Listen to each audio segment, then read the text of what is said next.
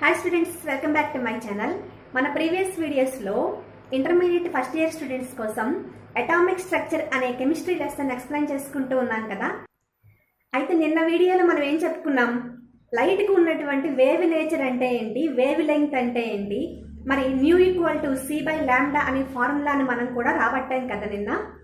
అయితే ఈరోజు వీడియోలో లైట్కి ఉన్నటువంటి పార్టికల్ నేచర్ గురించి ఎక్స్ప్లెయిన్ చేసుకుందాం. సో పార్టికల్ నేచర్ ఎక్స్ప్లెయిన్ చేయాలి అంటే మనకు టూ కాన్సెప్ట్స్ మనకి మెయిన్ మైండ్లో ఉండాలి. ఫస్ట్ది planks quantum theory, second concept photo electric effect.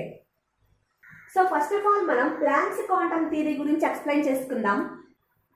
So planks అనగానే మనకి 10th క్లాస్లో ప్లాంక్స్ కాన్స్టెంట్ మనం యూజ్ చేసేవాళ్ళం కదా. సో ఆ సైంటిస్టే ఈయన.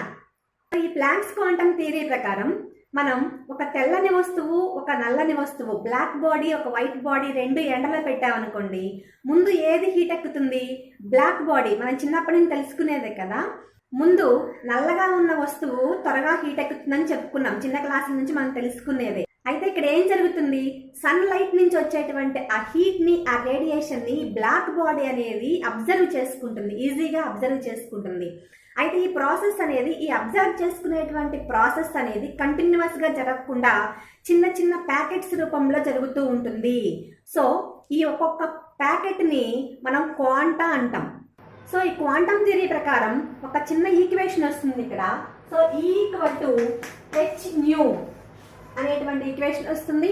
సో నిన్న క్లాస్లో న్యూ అంటే మనం ఏం చెప్పుకున్నాం, న్యూ ఈక్వల్ టు c/λ అని తెలుసుకున్నాం కదా. సో ఇక్కడ న్యూక్లియస్ లో c/λ రాస్తే E=h c/λ. సో మనం ఫస్ట్ కండిషన్ ఎక్స్ప్లెయిన్ చేసుకున్నాం కదా, ప్లాంక్స్ క్వాంటమ్ థియరీ అని. సో సెకండ్ కండిషన్ ఏంటి, ఇక్కడ ఫోటో ఎలక్ట్రిక్ ఎఫెక్ట్.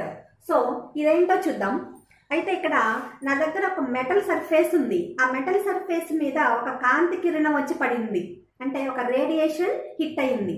హిట్ అయినప్పుడు ఏమవుతుందంటే ఆ మెటల్ సర్ఫేస్ నుంచి కొన్ని ఎలక్ట్రాన్స్ రిలీజ్ చేస్తుంది. సో ఇక్కడ చిన్న డయాగ్రామ్ గీస్తాను చూడండి. ఇక్కడ ఒక మెటల్ సర్ఫేస్ ఉంది, ఎక్కడి నుంచో ఒక రేడియేషన్ ఫామ్ అయింది, అంటే ఒక కాంతి కిరణం ఇన్స్టెంట్ అయింది. సో ఇక్కడ ఎప్పుడైతే ఈ మెటల్ సర్ఫేస్ మీద ఈ రేడియేషన్ ఫామ్ అయిందో అక్కడ వెంటనే మనకు ఎలక్ట్రాన్స్ రిలీజ్ అవుతాయి. మరి లైట్కి వేవ్ నేచర్ ఉన్నప్పుడు మరి వేవ్స్ రావాలి కదా, ఎలక్ట్రాన్స్ ఎందుకు రిలీజ్ అయినాయి అమ్మా అంటే ఎలక్ట్రాన్స్ కూడా ఇక్కడ పార్టికల్సే కదా.